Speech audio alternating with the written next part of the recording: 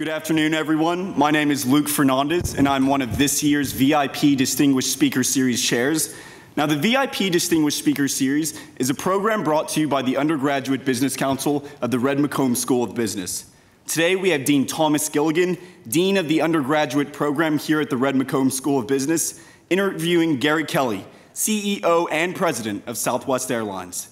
We will begin tonight with a Q&A between Dean Gilligan and Mr. Kelly, and then we will open the floor to a Q&A from the audience.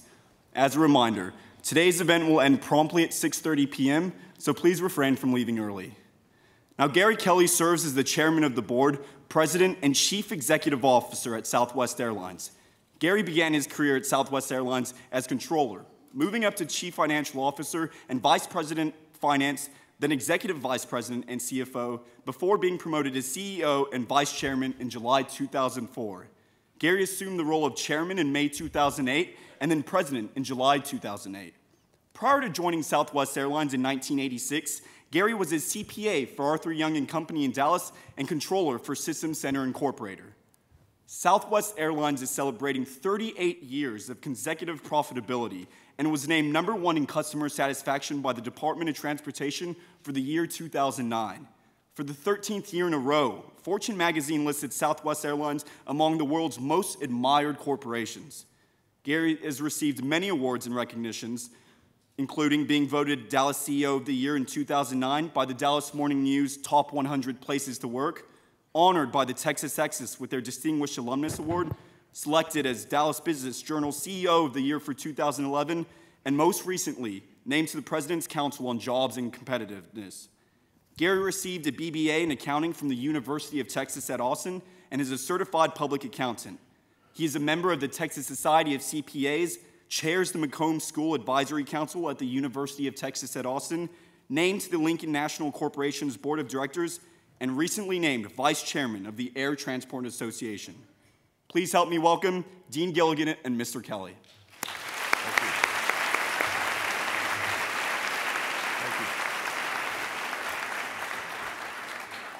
Luke, thanks very much for that introduction, and thank you and your colleagues for all the work you do to put on this VIP Speaker Series. We appreciate it. Gary, impressive resume.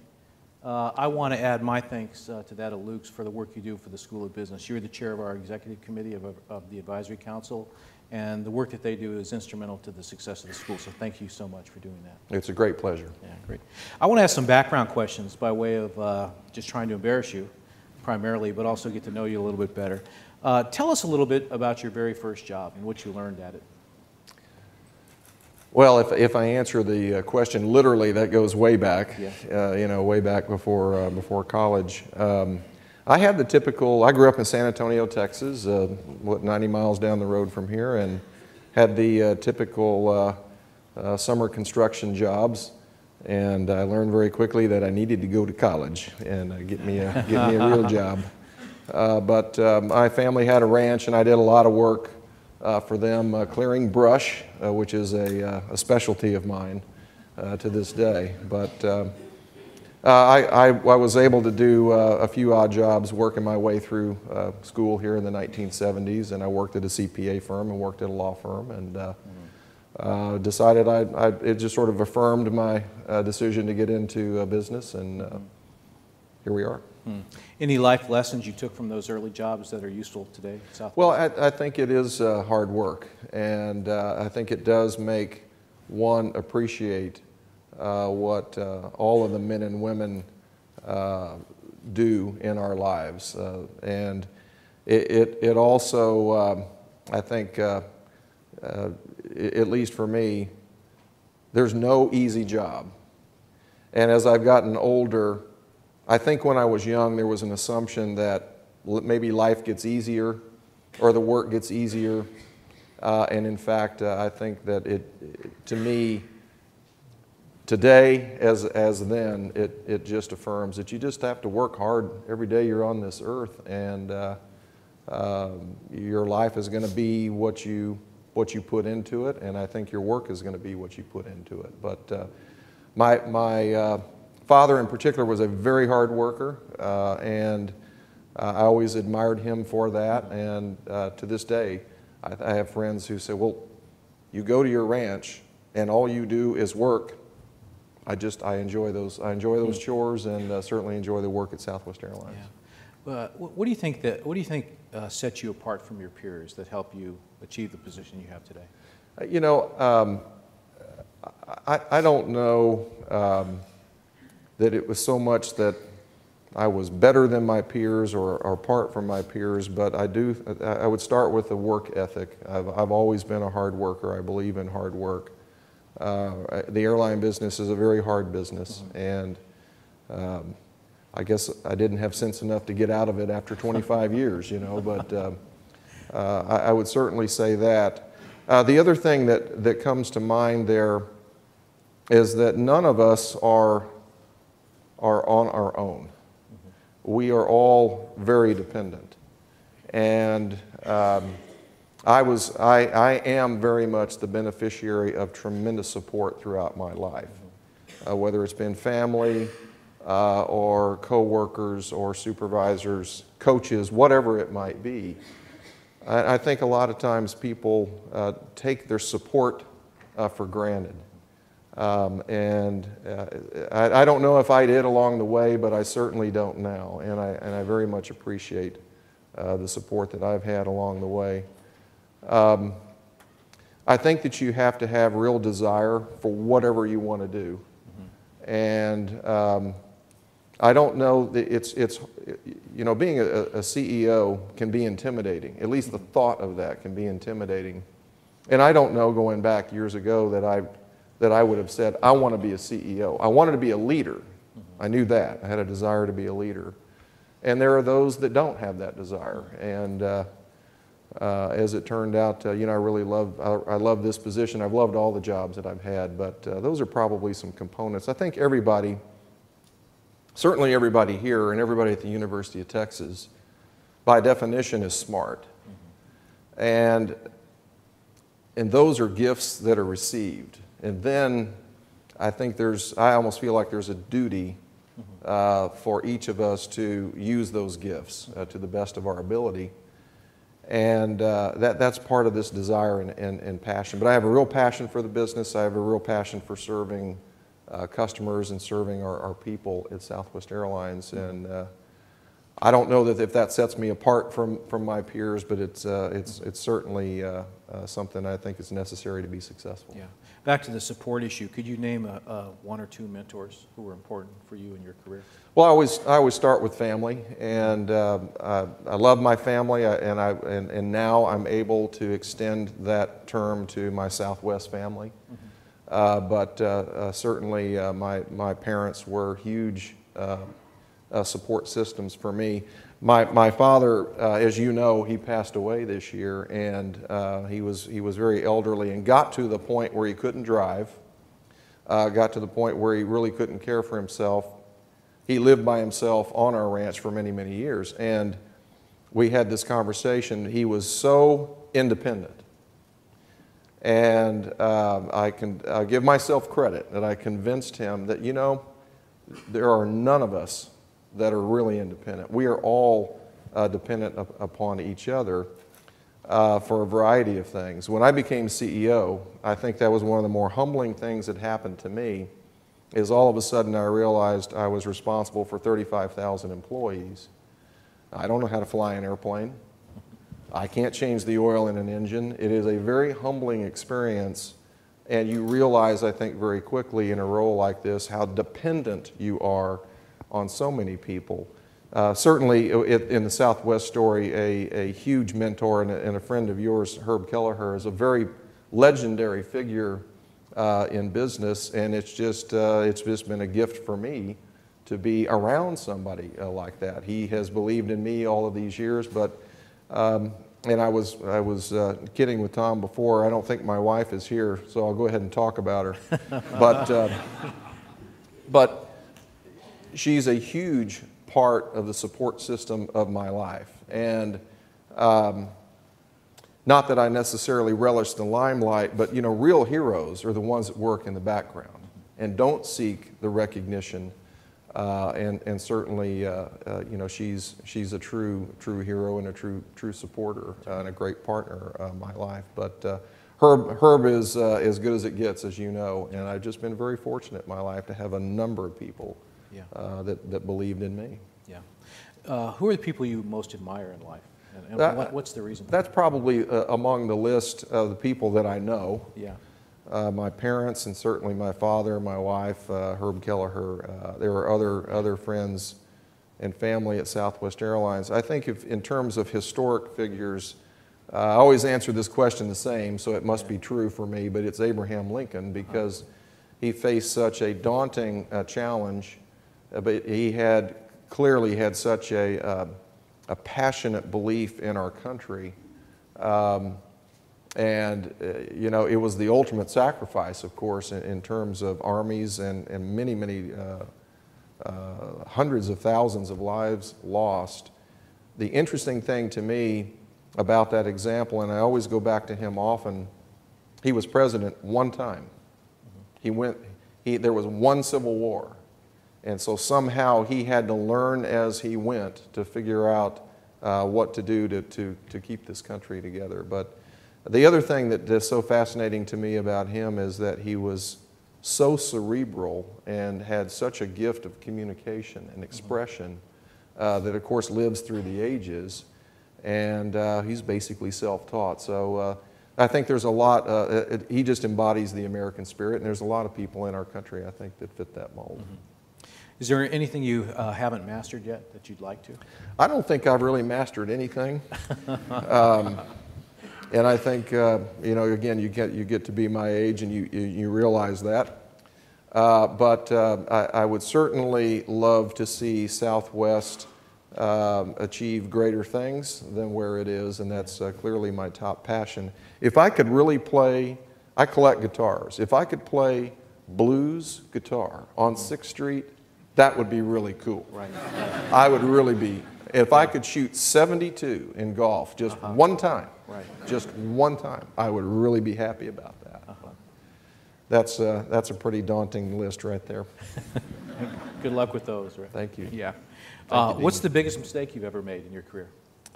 Well, I think when it comes to career, it's, to me, the difficult things in business are people.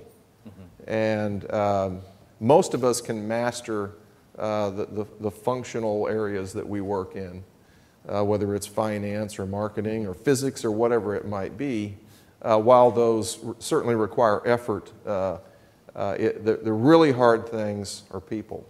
And I think that to this day, I probably linger too long and agonize a little bit too long on whether somebody needs to move on. It's a painful thing to go through. I've made mistakes putting people in the wrong jobs.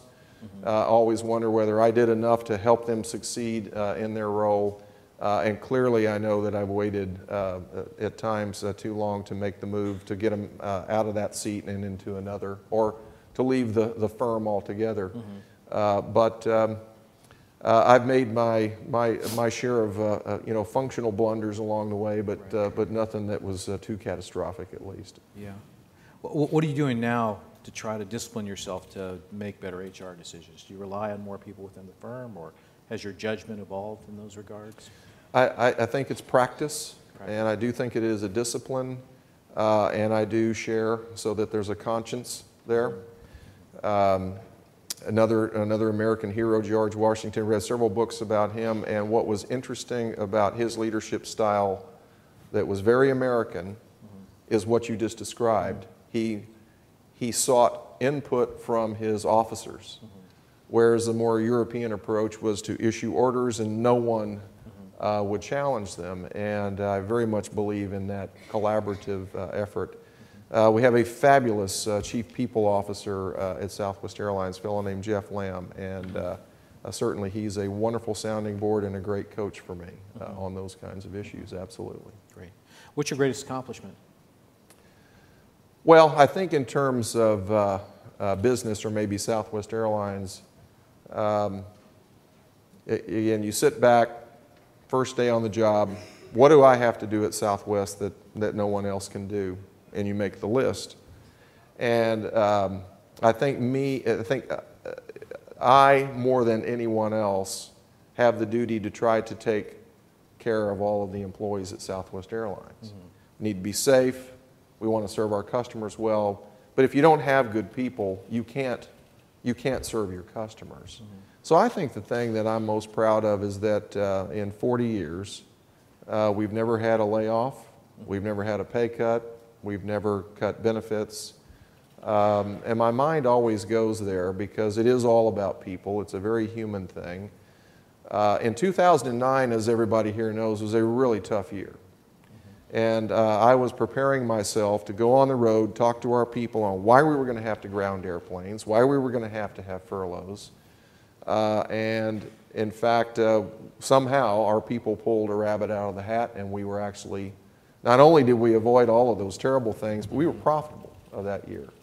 And one of the only airlines, of course, and as Luke mentioned, you know, we've been profitable for 38 consecutive years. No other airline comes close to that. So I think it's just the fact that we've been able to take care of our people by far is the thing that I'm proudest of. Do I deserve all the credit for that? Of course not. So it's probably what is Southwest's greatest accomplishment, and that's certainly the way I feel about that. Yeah. I mean, Southwest Airlines definitely feels different from the competitors that you have to deal with every day. What do you think, what are the one or two things that really sets Southwest Airlines apart? I think it is the care for our people. I think it's the fact that we truly put our people and their interest first. And I think that that's manifested in a variety of ways. We've had to manage tremendous change over the past 5 years. Every decision that we've made, we've thought about how that would affect our people. And I think we've proven to our people over the 4 decades that we care about them. And it doesn't have to be real fancy. You know, it's just somehow establishing trust and convincing people that you really care about them. We had, I think I've told you this story before, we had a leadership group meeting sort of like this, and we had a panel of soldiers, and we were asking them to share their thoughts with all of our leadership, what made good leaders in their minds, just share their experiences. And every one of them basically told a story about how their lieutenant or captain or whatever took good care of them. And I think that our people in turn will then care for our customers. And I just think it just makes all the difference. They really believe in what Southwest Airlines stands for. We stand for great service and low fares. We feel like we do really good things for people to make flying affordable, and our people buy into that. So we would fail if we tried to tell our employees to do something different. They would reject that. Yeah. At least superficially, there appears to be a bit of a paradox here, right? So at business schools of lesser caliber than McCombs, you might teach things like the customer is always right. This seems like, in fact, people believe that generally. That's not what you key off of on Southwest Airlines. I mean, at some of you, in some ways, you say that the employees are right. Yeah, I think the problem is the word always. And it's not fair to say that we don't care about our customers because we do. It wouldn't be true to say that we don't listen to our customers because we do. I have several, as you know, focus group meetings a year where customers sit down and tell me what they think, the good, the bad, the ugly, you know, and so it's not that. But sometimes customers aren't right and don't treat our people right, and in those cases, certainly we're going to stand up and support our employees. Interesting. There's a lot of people in the audience today who worry about innovation. And driving change and progress in the economy through that. What do you do as a CEO to make sure that Southwest Airlines remains innovative and stays competitive in a changing, dynamic marketplace? Well, you know, and somewhat tied in with your last question, Steve Jobs, of course, there's so much focus on the impact that he has had at Apple Computer upon his death, and just reflecting on what he has done. And he was such a visionary. And really superimposed his view of the world on the world. And so he was one who was famous for saying, I'm not going to ask customers what they want. I'm going to tell them what they want. That's hard for me. I don't really consider myself in that kind of category. On the other hand, we do need to always be imaginative, always think creatively, and it's all about competition. We're winning customers every day away from the other guys, and I think that's through innovation. People are impatient. I'm very impatient. A lot of the things that we want to do to bring new things into Southwest Airlines take time. It's a construction project, much like building a building. So we've got a 5-year construction plan with new things that will roll out over 5 years. So we kind of go through a period where we have a burst of creativity, we lay out a plan, we work on implementing that, and then we get back together. Otherwise, it becomes a little bit ADD. Yeah. But the focus is on trying to meet customer needs and desires and to be better than the other guy, recognizing, that we fly airplanes and go from point A to point B. So I think there are opportunities for us to take Southwest.com as an example and do more things with it than what we're currently doing today in a travel-related way. So we do have those kinds of opportunities. When you talk about the airplane, it's going to have seats, it's going to have stuff, Cokes, peanuts. Wings, maybe? Wings, we still push ourselves to try to be imaginative about what new things we could do there. Yeah. But I think the real opportunities might actually be outside of the airplane in the future. Any airline depends on pretty good relationships with the government in this process. There's the FAA, and it's a highly regulated business. Do you think Southwest does an above average or below average job in managing that relationship? And can you talk more about that relationship? Well, again, I think it comes back to this real passion about people. And we, to a fault, we treat everybody like a customer. We call our employees our internal customer. We work with the media. If you talk to any media, they would tell you, oh, we love working with Southwest Airlines. Investors the same way.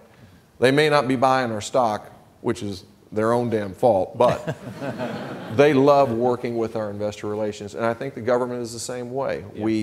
We try to tell the truth. Yeah. And in fact, our VP of Governmental Affairs has a saying, says, when in doubt, tell the truth. And if we make a commitment, we don't welch on those commitments.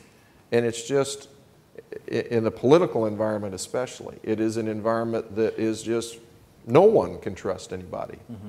But we have such a great reputation. Again, I give the credit to Herb Kelleher there for establishing that reputation, and we're trying to carry on. The same applies, it's a very politicized process often in dealing with the regulatory agencies, the FAA in particular. But it's all about compliance, of course, and relationships are meaningful there. If you have a goof, you got to tell them and fess up, and again, I think we have very, very strong relationships in place. Yeah, I know that Southwest has been a leader in trying to drive innovation in the government sector as it pertains to aviation, like direct or point-to-point navigation and things like that. Are you optimistic about driving that kind of innovation through the government sector, or the roadblocks insurmountable in that? You kind of hit me at a bad time there, Dean. It's frustrating, and really what we're talking about is modernizing the air traffic control system. Believe it or not, the air traffic control system is still basically 1940s and 50s technology. There are gadgets, but they're not adequately utilized. So airplanes don't fly as the crow flies. They fly along ground-based waypoints to get from point A to point B, and it is very inefficient, burns a lot of extra gas, emits a lot of carbon unnecessarily.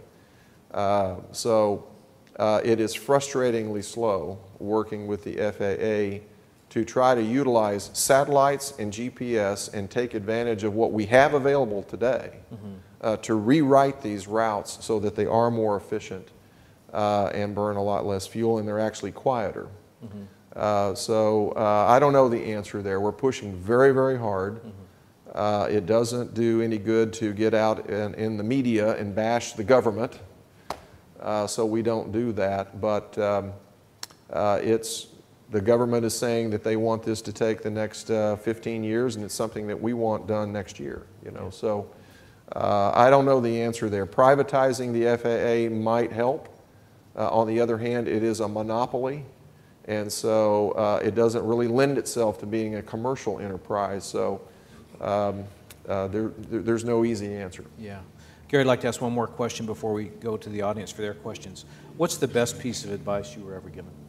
Well, I think it was never give up, and I think the famous Winston Churchill speech where he said never, never, never, never give in is a very eloquent way of expressing all of that. It doesn't matter what you do.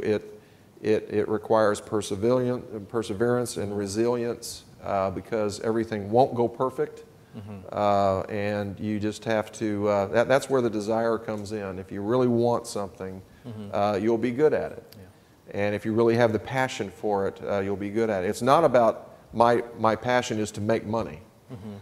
That's the byproduct of having a passion to serve customers and do it better than any other airline out there. And I think the never give up works very well in the airline industry. I think since Southwest has been in business, there are probably 250 airlines that have come and gone.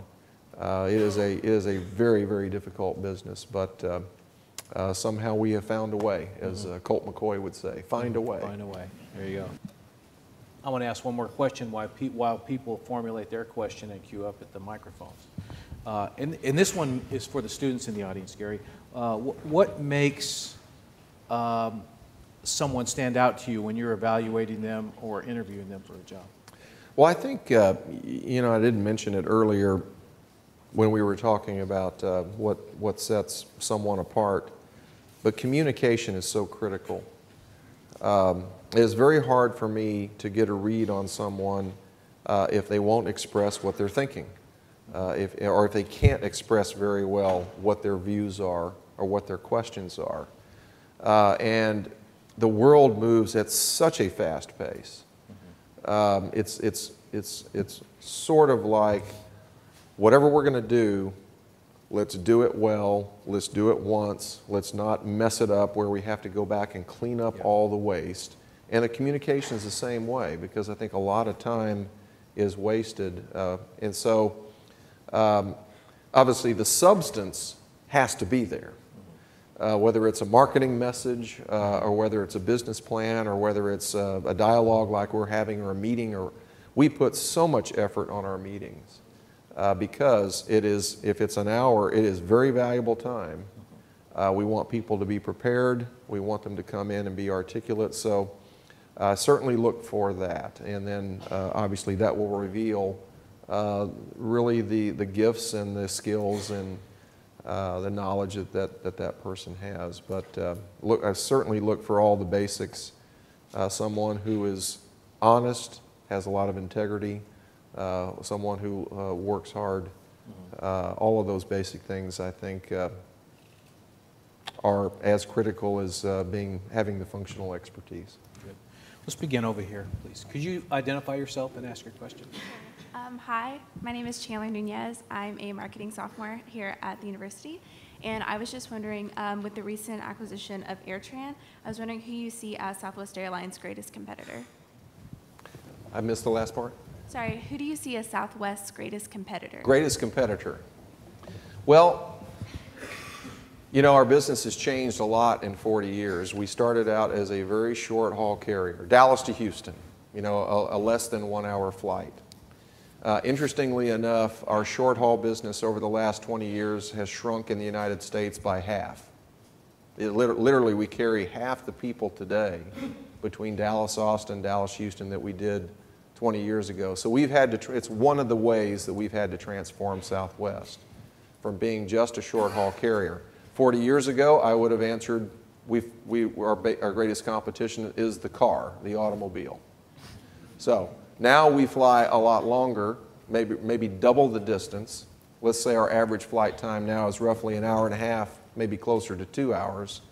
Still have lots of great flights between Dallas and Austin. If you're traveling to Dallas, you should definitely fly on Southwest Airlines.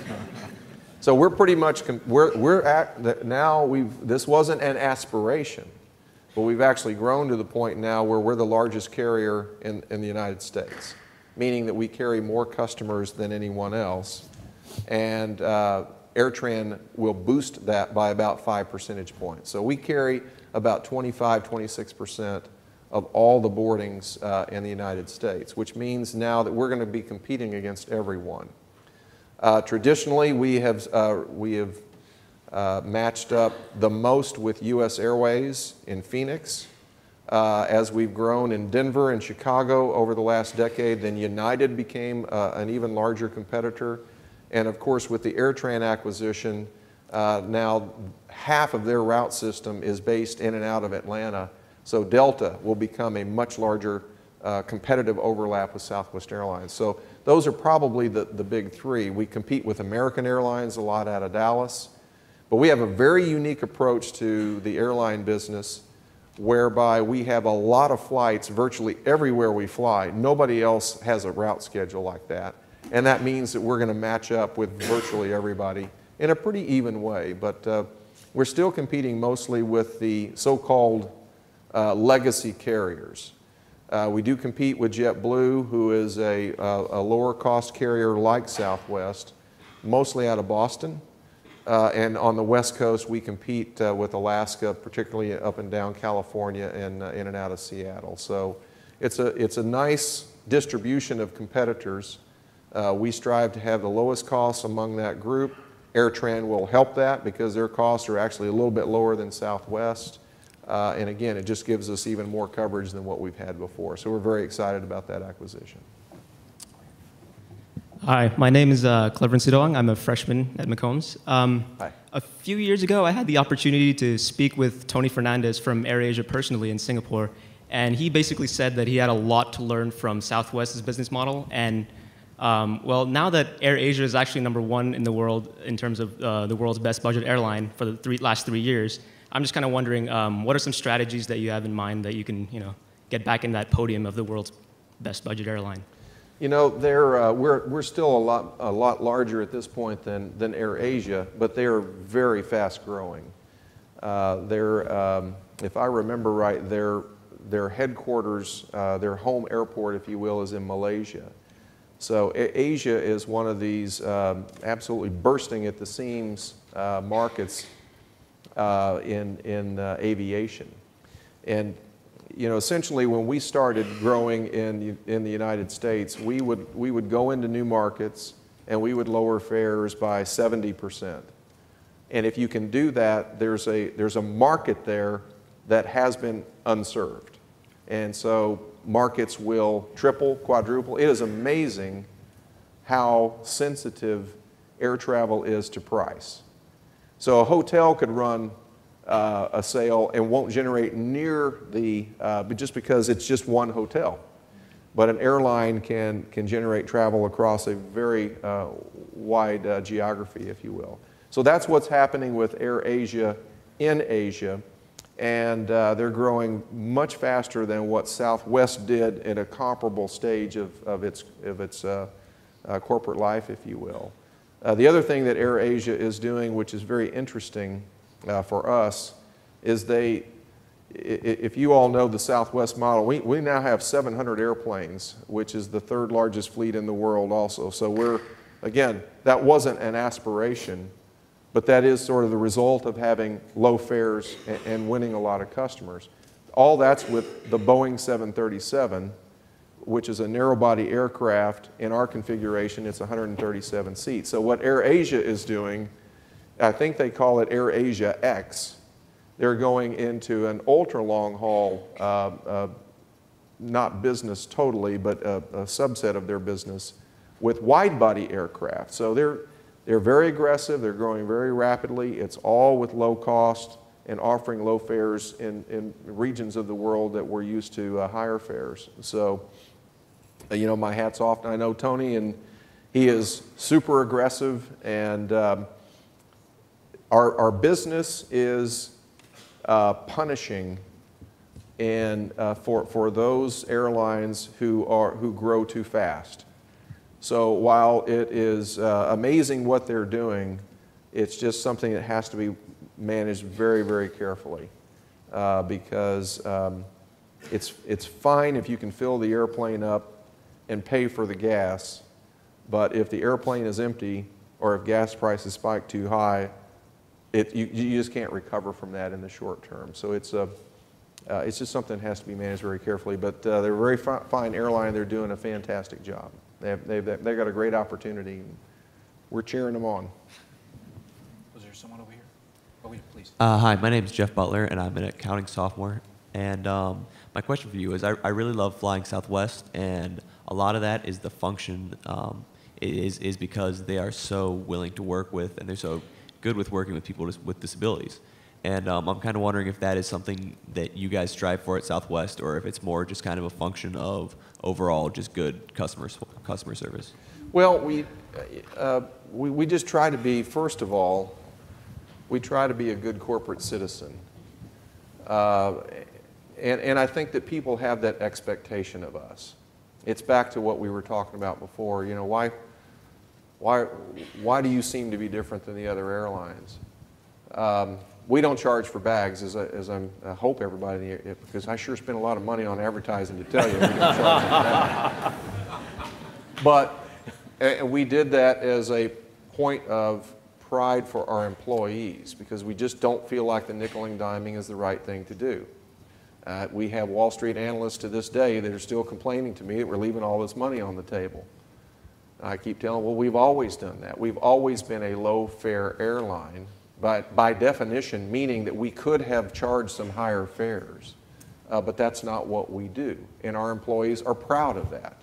So I think just any question you all could ask me, if you were arguing that that is the right thing to do as a company, then that's probably the way our company is going to think about that. So we certainly embrace diversity in every form and fashion. And our people will go the extra mile to help other employees or other customers. We have a monthly, it's called the Winning Spirit Award. And I wish I had brought some of these examples for you all to hear. But it's simply recognizing and celebrating some of our employees on good deeds that they've done. You can't imagine all the good things that our folks will do. Because things happen, right? Either people have special needs when they're traveling, or they'll have an accident, or they'll miss their flight, or any number of things are going to happen when you carry 100 million people a year. And that's just part of our DNA at Southwest. They also know that they won't be reprimanded if they go outside the boundaries to do something good. And on-time performance is a big thing, right? Nobody likes to have a late flight. Well, I was on a flight this morning, and it was a 9:10 departure, Love Field here to Austin, and the operations agent warned me. He said, look, we're going to be a few minutes late. I'm sorry about that. And I said, well, that's okay. He goes, well, you know, we've got a late arriving flight from Kansas City, and there's a few customers on there, and we'd like to let them make, well, of course. And I bet you if you asked every customer on our flight whether they want to wait we're just talking about 5 minutes. So it wasn't any big deal in the grand scheme of things. I think everybody would have voted, well, sure, we'll wait for these folks. But I guarantee you there are also other airlines who will close the door 5 minutes early because that's their rule, and the employees won't even think to wait to accommodate those passengers. So that's the contract that we have with each other. So if they're going to do all of that for the company and for our customers, we're darn sure going to do our best to take care of them. And that's why I would say that's been Southwest's greatest accomplishment. But I'm glad we served you well, so thank you. Thanks. Hi, Gary. Thanks for coming to speak with us today. My name's Scott Zeglin. I'm a first-year MBA here at McCombs. And my question, I realize that it's earnings season, and you're probably fed up with analyst questions at this point, but I have one additional one. So with everybody else, all the other airlines finally reporting all their earnings, it looks like Southwest reported a quarter three net loss, but excluding specials, or excluding specials, it was still profitable, particularly on operating margin. So, but looking at the operating margins, Southwest typically is one of the higher operating margins in the industry, but this quarter, it was the second lowest and lowest if you exclude American. Is this any cause for concern, or is this a short-term blip on the radar? Well, I think anytime we have a performance that isn't the best, I would say that it's something that we have to pay attention to. Is it a cause for concern? I don't think so, but we are, I would sort of divide Southwest over the 4 decades into 3 eras. The first era was taking off, starting up, and a lot of fits and starts with that. The next, and that was roughly a decade, let's say. The next 20 years were sort of at cruise. The last decade has been a lot of turbulence. Huge increases in fuel prices where we have been forced to find ways to raise more revenues. And we were trying to avoid raising fares. And I think that's been a little choppy for us. We've had a good 4-year run where we have increased our revenues at a faster rate than the rest of the industry without having to charge bag fees. And our revenue momentum has stalled a little bit here this year. So I think that's really the difference, because our competitors' revenues were growing roughly 8, 9, 10% on a unit basis, where we grew more like 6 or 7%. Some of that is the AirTran acquisition, because AirTran is not as profitable as the rest of the industry. If you've been, it sounds like you're all over this. So we will radically restructure the AirTran route system, and we'll wring a lot of profitability out of that. Even if you take that into account, we're still middle of the pack with our operating margin, and obviously I'm not satisfied with that. But I think that we have 2 challenges. One is our labor rates now are the highest in the industry because the other airlines have gone bankrupt and cut their labor contracts and their labor rates 40%. So it was never our aspiration to be the highest paying airline, I can assure you. We want to take good care of our people, but I don't translate that into, that means you'll be the best paid. We will pay you as much as we can afford. Has to be any logical person's view on compensation. And then once we promise you something, we'll try not to take it away. And again, fortunately, knock on wood, we've never had to do that. We have a lot of initiatives underway to generate higher revenues. We have a new frequent flyer program. We're bringing on the 737-800 next year, which has a third more seats without a lot more cost. We're also growing our fleet right now when the industry is shrinking, and they're wringing more profitability out by eliminating faster than we have, some of the unprofitable routes.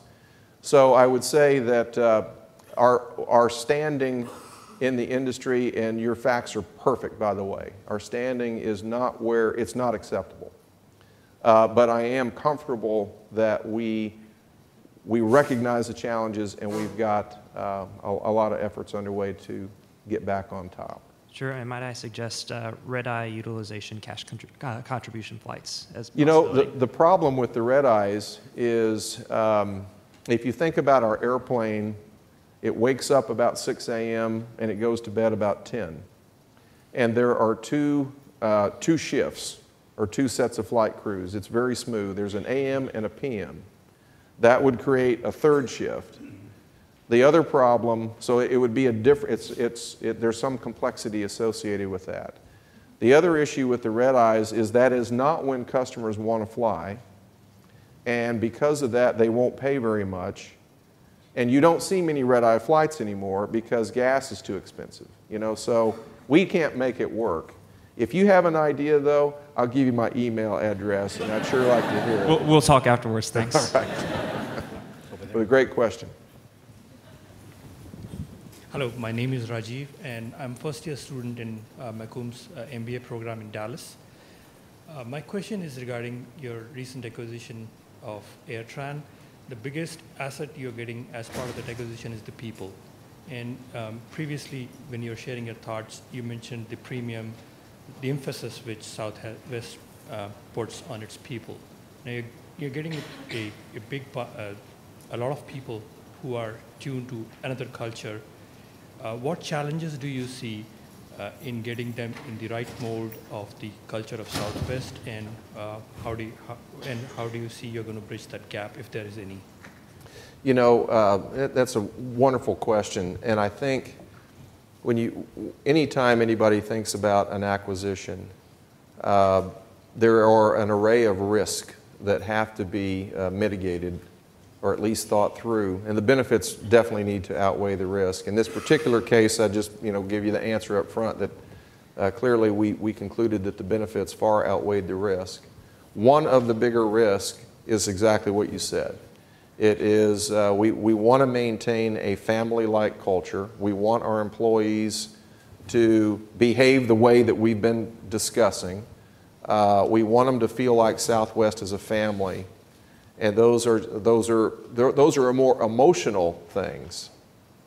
And you can't, and finally, you can't order anybody on what to feel. And you also, and then by extension, you can't make anybody love you. So all of those things were risk. Now, when you put it all together, Southwest is I would argue to you that it's a champion, and it has a championship-like reputation. And it also has a reputation of being a great place to work where it will take care of its people and care for its people. They're really two different things. So right out of the box, that group of employees will have better compensation.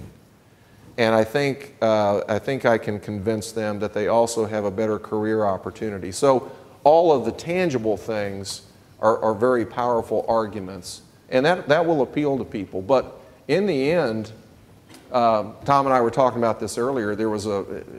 Tom was telling me there was a Harvard Business Review article that described when we first closed on the AirTran transaction on May the 2nd, we had a barbecue in Atlanta. It was that day. And I was there. I was one of the servers.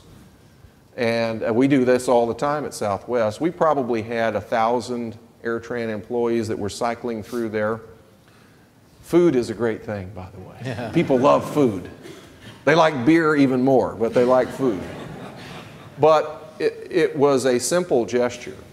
It cost a little bit of money, and they loved it. And in the comments I got, nobody's ever done this before. And I'm not at all criticizing the AirTran leadership. That's not really my point. My point is it doesn't take a lot for people to think that you care about them. And if you're not willing to do that, they're not going to invest in it emotionally. I think that is the biggest challenge in the culture, in other words. It is the AirTran employee group wanting to become a part of Southwest and embracing what we believe in. And then secondly, and I've probably overdone this a little bit, I probably have lectured our Southwest family, you need to welcome these people. They're part of our family now, and like it or not, and they're no different than any other new employee that we have coming into the Southwest family. So, and these sound like such basic things, and you know what? They really are. Now, we'll need to spend time. We'll need to communicate. We'll need to carefully indoctrinate them training-wise, and so all of those programmatical things we're pretty good at, and that's very, very well underway. Communication is key. People, what's going on, and why is it happening? So we're really good at all of that, and I'm convinced that because of the Southwest people and the Southwest culture, that it will make this work. And then now knowing that the AirTran employees are so enthused to be joining Southwest, I just think it's going to be a huge success. Thank you so much. Over there. Hi, my name is Kelly Gillis. I'm a junior management major. First off, thanks so much for being here. My question deals with expansion. Do you see Southwest expanding into the international market, and if so, when? I do. I do see us expanding, and it really ties into the previous gentleman's question about the profitability. We're not hitting our return on invested capital requirement that would justify buying more aircraft in an expansionary way so that we could grow our route system. We have all kinds of places that we could fly Southwest Airlines. We have 72 cities in the 48 states. AirTran will probably add another dozen, with Atlanta being the most notable. AirTran already has a half a dozen international destinations. They've got Cancun, and then they've got a handful of Caribbean destinations. We don't fly to Hawaii. We don't fly to Alaska. We don't fly to San Juan, which technically is not international. We are preparing Southwest functionally to be able to do that. Today, we can't fly international. We don't have the operating certification with the FAA to go to various places, not necessarily countries, it's more places and water, and there's just some certification requirements that have to be met there. Our reservation system is also domestic, so it does not recognize language, currency, international taxes, so there's construction work to be done to enable that. But the opportunities are there, and they look very, very attractive. I would love to grow Southwest Airlines. So we have 700 airplanes. There are 300 airplanes worth of opportunities out there. And that's just with the 737, especially adding the 800, it will give those expanded opportunities. It still goes back to the money. And until the profits are achieving the right returns, it just doesn't make sense to invest in the business. The big issue we have is fuel. And if you all will remember, 10 years ago, crude oil was $20 a barrel. And today it is effectively $110. And if you put it in dollar terms, we do about $16 billion a year in revenue. Our fuel bill, if we had the same fuel bill that we had a decade ago, it would be $5 billion less every year. So we just have not quite adjusted to that very sharp rise in our operating cost structure, which really is over the last 5 years. We will, then we'll be in a great position to expand. It will take you all kinds of places that I know you really want to go. Great. Thank you. We have time for one last question. One last question, please. Thank you. Hi, my name is Momura. I graduated from UT in economics, but she, in her question, you answered, well, my question was, what would be the challenges of going into the markets in Hawaii and Alaska? But you kind of answered that, so.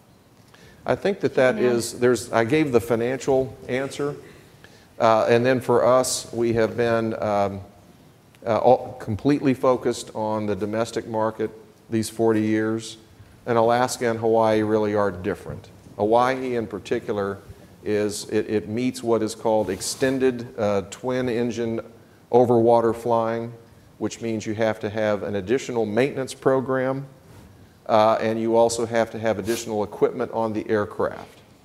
So that's just different for us. We'll have the rest of our capabilities will be there.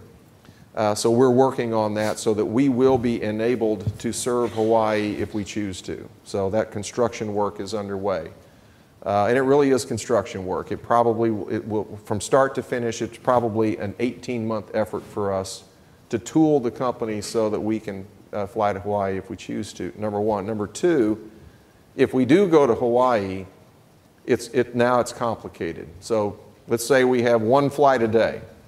Well, that airplane, you ship it out there to Hawaii, it lands on Maui and something breaks. So then what do you do? So we're going to have to figure out what kind of spares we're going to need to have in terms of airplanes. Because it won't be as easy as if something breaks here in Austin, well, I got an airplane in Houston, or, you know, we just have so much flexibility here in the United States in the lower 48 that we just wouldn't have there. So it's a great market, and I think one that would be very well suited for Southwest, and I feel pretty confident one of these days we'll be there. Thank you. Great. Well, I want to thank all of you for your questions. I want to call Luke back up to conclude today's event. Thank you very much, Dean Gilligan and Mr. Kelly. Thank you so much for coming tonight. I know that we will be able to take your lessons and apply them to our own lives. As a token of our appreciation, the Undergraduate Business Council would like to present Mr. Kelly with this personalized Stetson cowboy hat in recognition of his participation in the VIP Distinguished Speaker Series. Thank you very much. That is fantastic. Thank you, buddy. Thank you, Luke. Look good. That's great. Thank you. Thank you. Thank you very much.